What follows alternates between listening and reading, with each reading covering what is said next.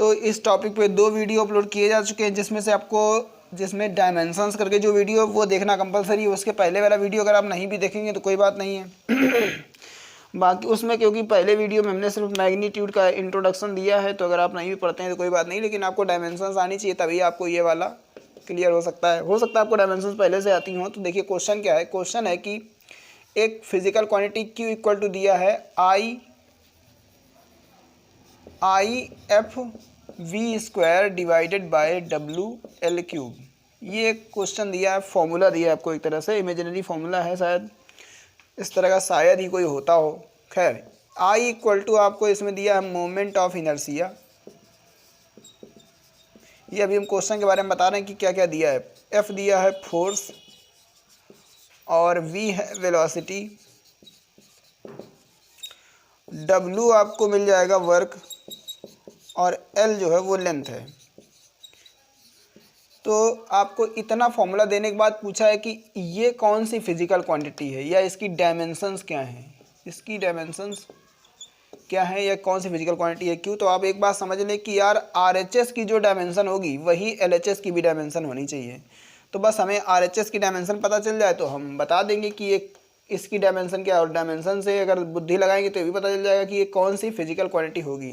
तो देखिए ये जो मोमेंट ऑफ इनर्शिया है इसकी डायमेंशन ml2 होती है।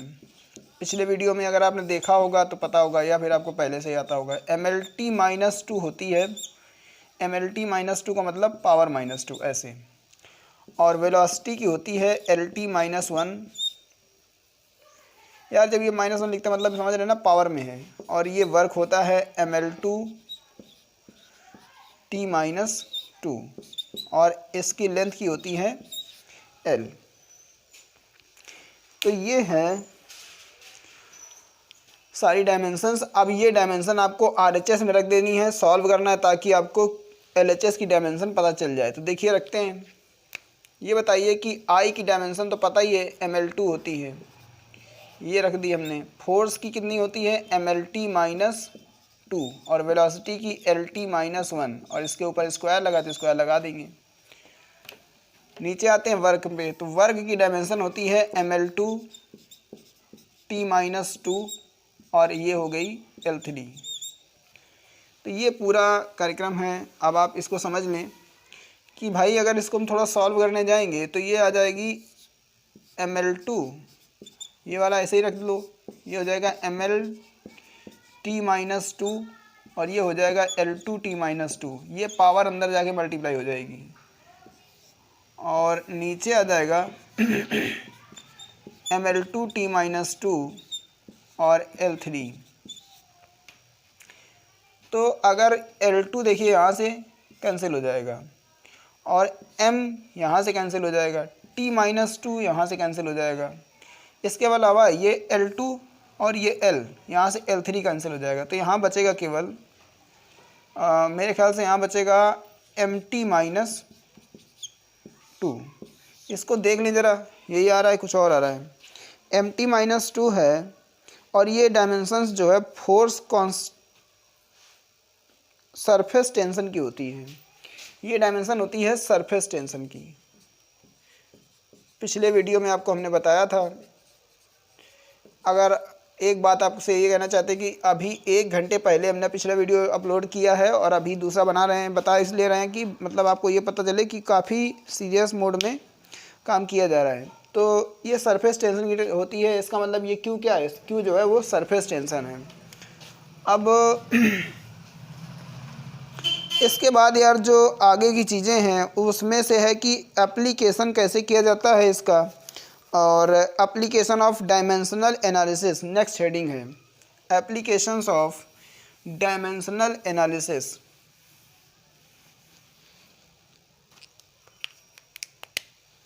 Applications of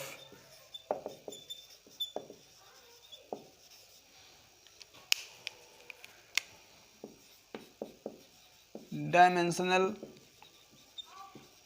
analysis. तो फर्स्ट एप्लीकेशन इसका हो सकता है to find the unit of given physical quantity, to find the unit of given physical quantity. एक बार हम डायमेंशन तक पहुंच गए किसी फिजिकल क्वांटिटी की तो उसकी यूनिट बता सकते हैं। In a given system of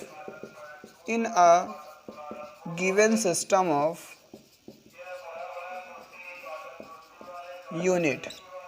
example के तौर पे अगर फोर्स देख ले तो फोर्स का फॉर्मूला क्या होता है, मास इंटू एक्सेलरेशन, या फिर इसकी डायमेंशन क्या होती है, mlt माइनस टू।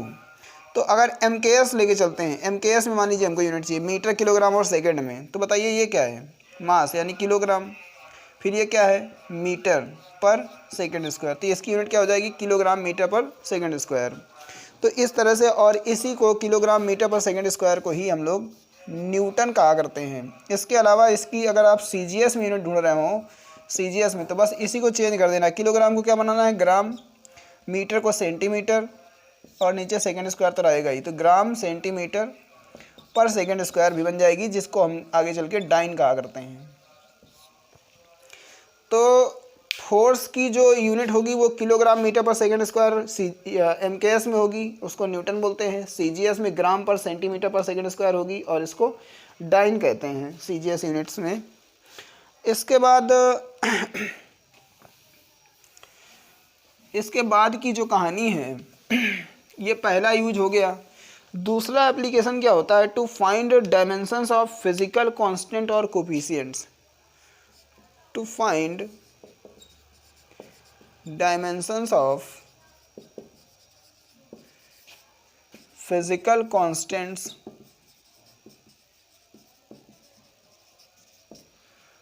और कोफिशिएंट्स। इसको भी सॉल्व करने के 2-3 मेथड होते हैं, जिसमें से एक ही बताएंगे हम आपको। देखिए, जैसे सपोज दैट आपको फर्स्ट है यूनिवर्सल ग्रेविटेशनल कांस्टेंट की डायमेंशन बतानी है आपको। मान लीजिए आपको बतानी है यूनिवर्सल ग्रेविटेशनल कांस्टेंट की यूनिट। आपको फॉर्मूला आता होगा, F इक्वल टू 9th में बताया जाता है formula, F equal to Gm1m2 upon R square. F equal to Gm1m2 upon R square, जहाँ से अगर आप G कैलकुलेट करेंगे तो आएगा FR स्क्वायर अपॉन M1m2। कुछ नहीं यार, RHS की आप डायमेंशन निकाल लें, वही डायमेंशन LHS की हो जाएंगी।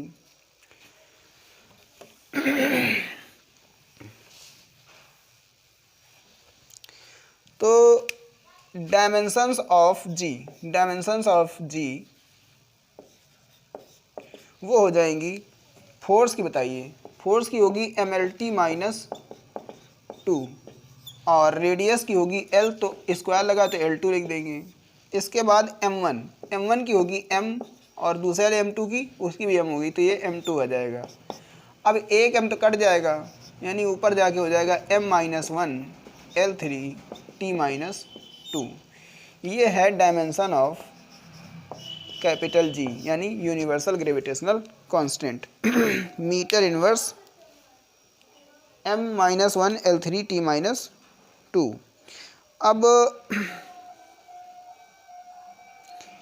इसका अगर आपको यूनिट लिखनी हो, इसकी यूनिट लिखनी है, तो यूनिट कैसे लिखेंगे, देखिए ऊपर केवल यही आएगा मीटर क्यूब, लेंथ है ना, तो लेंथ से आ जाएगा मीटर क्यूब डिवाइडेड बाई, ये देखिए नीचे जाएगा, इसमें माइनस लगा पावर में, kg सेकेंड स्क्वायर, तो मीटर क्यूब पर kg सेकेंड स्क्वायर हो जाएगा इसकी यूनिट। तो ये है इसकी MKS यूनिट, और इसी को हम आगे चल के न्यूटन मीटर स्क्वायर पर kg स्क्वायर भी बोल सकते हैं, पर kg स्क्वायर। ये दोनों सेम फिजिकल कांस्टेंट की यूनिट्स हैं।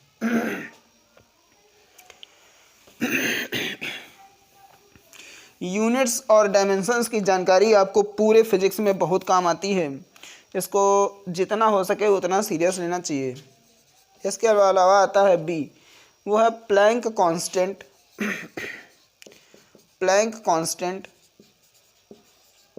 H। 11th का बैच है, पूरा IIT JEE मेडिकल जो भी तामझाम होता है इससे रिलेटेड वो सब कुछ करवाया जाएगा। अगर आपने कोचिंग ज्वाइन नहीं करी है कहीं पे भी तो ना ही ज्वाइन करें। अगर आपको इस चैनल पे समझ में आती हैं चीज़ें तो आप फिर ना ज्वाइन करें, आपको पूरा सिलेबस हम पढ़ा देंगे, इस बात की गारंटी है। E = h mu. म्यू यार बुक्स में ऐसे बना रहता है मगर हम ऐसे बनाते हैं, अब आदत से मजबूर है, यही है। E = h म्यू, जिसमें से यार E जो है वो एनर्जी है, H प्लैंक कांस्टेंट है, म्यू फ्रीक्वेंसी है, फ्रीक्वेंसी ऐसे। और आपसे H की डायमेंशन पूछा है तो डायमेंशन ऑफ H वो हो जाएगा डायमेंशन ऑफ E/म्यू। तो बस कुछ नहीं यार, E की डायमेंशन बताओ क्या होती है, ml2T-2 डिवाइडेड बाई म्यू की डायमेंशन होती है T-1 ऐसे।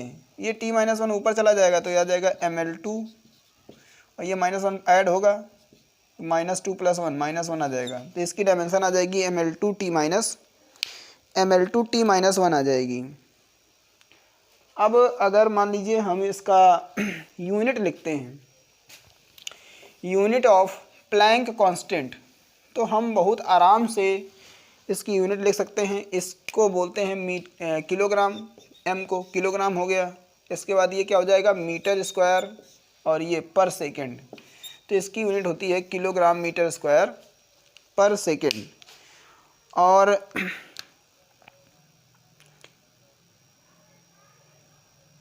कोफिशिएंट ऑफ विस्कोसिटी देख लेते हैं। इसके बाद नेक्स्ट है कोफिशिएंट ऑफ विस्कोसिटी।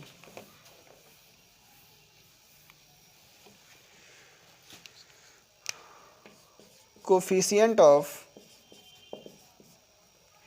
एक बुक आती है यार GC अग्रवाल करके, कोफिशिएंट ऑफ विस्कोसिटी, मतलब अगर आपको ठीक बुक चाहिए मतलब पढ़ने के लिए नीट या IIT JEE के लिए तो GC अग्रवाल काफ़ी ठीक बुक है, आप ले सकते हैं। कोफिशिएंट ऑफ विस्कोसिटी F = ईटा, यही ईटा यार n को, ये n है, n को थोड़ा बड़ा कर दिया है ऐसे, ईटा बन गया। ईटा A dV/dy ये है, इसका आपको बताना है डायमेंशन। इसमें सब चीज़ें आपको बता देते हैं। ये एरिया है और ये dV/dy जो लिखा है ये तो वेलोसिटी का चेंज है, तो इसकी डायमेंशन तो वही वेलोसिटी वाली आएगी। और ये लेंथ है या डिस्टेंस या डिस्प्लेसमेंट कुछ भी मान सकते हैं, मगर ये लेंथ है तो इसकी डायमेंशन L आएगी और इसकी LT-1 आएगी। D का मतलब कुछ नहीं है, D केवल डिफरेंशिएशन का चिन्ह है बस। तो आप समझ लीजिए कि इसकी डायमेंशन अगर निकालनी है ईटा की तो ईटा = हो जाएगा F/A dV/dy ये हो जाएगा। तो अब हम निकालते हैं F की डायमेंशन, वो आ जाएगी, मान लीजिए हम निकालते हैं डायमेंशन ऑफ ईटा, तो बताइए डायमेंशन ऑफ F क्या होगा, mLT-2 और यहाँ पे A की डायमेंशन आ जाएगी L2 और इसकी डायमेंशन LT-1 और इसकी डायमेंशन L, ये सीन होगा। तो अब L से ये L2 कट जाएगा, मतलब पावर कट जाएगी, L बचेगा। तो अच्छा ये L यहीं काट देते हैं तो ये L2T-1 हो जाएगा, कुल मिलाकर बचेगा mLT-2 और यहाँ पे आ जाएगा L2T-1। L2 ऊपर चला जाएगा तो ये हो जाएगा ml-1 और ये ऊपर चला जाएगा तो हो जाएगा T-1। तो ये डायमेंशन है ईटा की या कोफिशिएंट ऑफ विस्कोसिटी की। ये सारे फॉर्मूले यार आपको थोड़ा समय लगेगा सीखने में, क्योंकि इस समय पर ही आएंगी चीज़ें, अभी तो नहीं है। पूरे फिजिक्स से ये चैप्टर होता है। तो इसकी यूनिट किलोग्राम पर मीटर सेकेंड ये है, किलोग्राम पर मीटर पर सेकेंड, या ग्राम, अगर सीरियस में लिखेंगे तो क्या लिखेंगे, ग्राम पर सेंटीमीटर सेकेंड ऐसे लिख सकते हैं। तो ये होती है कोफिशिएंट ऑफ विस्कोसिटी की डायमेंशन ml-1 T-1। इसके बाद अगर कुछ आगे बढ़ते हैं तो अगला जो यूज है, to convert physical quantity from one system to the other. हमने आपको 2 यूज बताए हैं, अब तीसरा बताने जा रहे हैं। To convert a physical quantity, to convert a physical quantity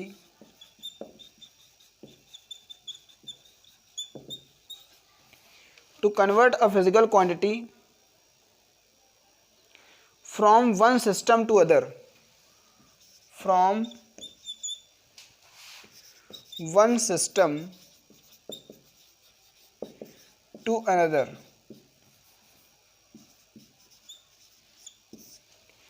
suppose that आप लेते हैं न्यूटन को डाइन में चेंज करना है।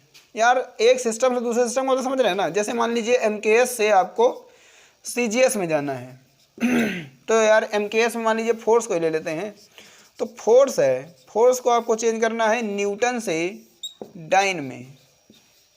तो न्यूटन क्या होता है, किलोग्राम मीटर पर सेकंड। यार इसकी पहले तो डायमेंशन देख लें, डायमेंशन होती है mlt-2। अब इसके हिसाब से देख लें किलोग्राम मीटर पर सेकंड स्क्वायर, ये बनेगा। अब इसको हमको चेंज करके ले जाना है डाइन में, तो डाइन में ले जाने के लिए क्या करेंगे, किलोग्राम को चेंज करेंगे तो ग्राम होगा, इसको बनाना पड़ेगा ग्राम सेंटीमीटर पर सेकंड स्क्वायर। तो देख ले किलोग्राम को ग्राम में बदलने के लिए 1000 से मल्टीप्लाई, 1000 ग्राम हो गया, इंटू मीटर से सेंटीमीटर 100 सेंटीमीटर हो जाएगा, और नीचे सेंटीमीटर सेकंड स्क्वायर आ जाएगा। 1000 इंटू 100 कितना आएगा, 10⁵ ग्राम सेंटीमीटर पर सेकंड स्क्वायर। तो ये आ गया 1 न्यूटन इक्वल टू, तो 1 न्यूटन इतने को बोलते हैं डाइन। इसका मतलब 1 न्यूटन इक्वल टू होता है 10⁵ डाइन। इसको यार आप लर्न कर सकते हैं कि 1 न्यूटन में कितने डाइन होते हैं। 1 न्यूटन इक्वल टू 10⁵ डाइन आ जाएगा। तो इस तरह से हमारा जो डायमेंशनल एनालिसिस है वो क्या करता है कि एक न्यूटन से, एक सिस्टम से किसी फिजिकल क्वांटिटी को दूसरे सिस्टम की यूनिट में कन्वर्ट कर सकता है।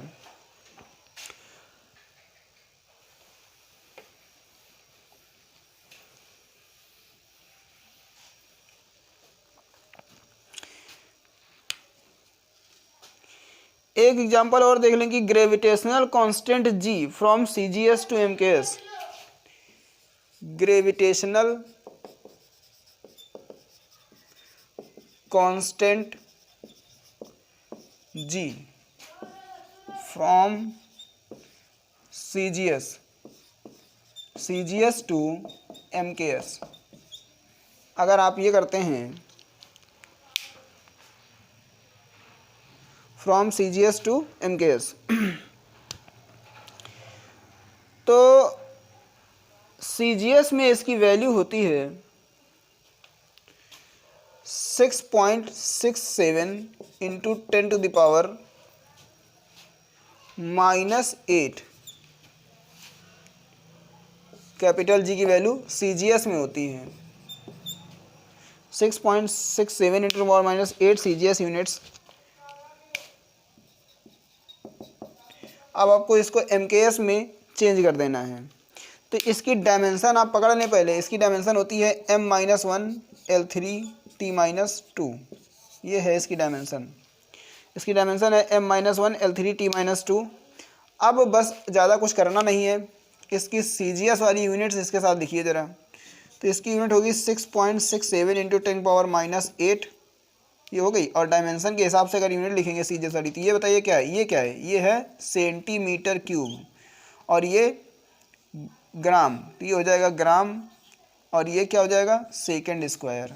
अब जिसको जिसको चेंज करना है उसको हम चेंज करेंगे। तो 6.67 इंटू 10⁻⁸ इसको अगर करें तो यह आ जाएगा 10⁻⁻2।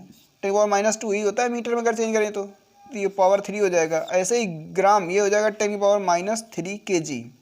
ये तो मीटर क्यूब बन जाएगा ऐसे, और ये बन जाएगा kg, और ये सेकंड स्क्वायर। ऐसे सिचुएशन आएगी। तो यहाँ से जब आप करते हैं तो ये 10⁻⁻6 आएगा, जिसमें से 10⁻³ माइनस हो जाएगा, प्लस हो जाएगा मतलब। तो 6.67 इंटू 10⁻⁸, और यहाँ पे आ जाएगा 10⁻⁻6, और ये पावर ऊपर जाके प्लस होगी तो ये बना देगी -3, और यहाँ पे आ जाएगा मीटर क्यूब पर kg सेकंड स्क्वायर। इसको इसमें ऐड कर देंगे तो आ जाएगा 6.67 इंटू 10⁻11 मीटर क्यूब पर kg सेकंड स्क्वायर। इस तरह से आप यूनिवर्सल ग्रेविटेशनल कांस्टेंट को सीजीएस यूनिट से एमकेएस यूनिट्स में ले जा सकते हैं। तो तो इस तरह से भी यूज किया जाता है। अब इसके अलावा जो यूज है, to check the dimensional correctness of a given physical quantity, to check the dimensional correctness of a given physical quantity. यार एक फॉर्मूला है F equal to mv²/r²। Check करना कि फॉर्मूला ये डायमेंशनली करेक्ट है कि नहीं है।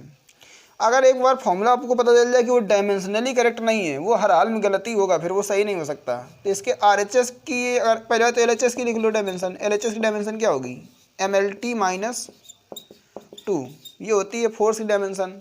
अब अगर RHS पे चलें, LHS RHS की बराबर आनी चाहिए। यहाँ पे हो जाएगी m और इसकी हो जाएगी LT-1/2 और इसकी हो जाएगी L2। R की L होती है यार, पावर 2 लगी, समझ गए होंगे। तो यह आ जाएगा m, यह आ जाएगी L2T-2 और नीचे आ जाएगा L2। तो यार ये जब L2 तो कट जाएगा, बचेगा क्या?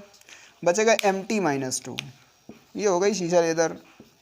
अगर आप देख लें कि RHS की डायमेंशन LHS से मैच नहीं कर रही है, यानी LHS की जो डायमेंशन है वो RHS की डायमेंशन के बराबर नहीं आई, मतलब this formula is not dimensionally correct.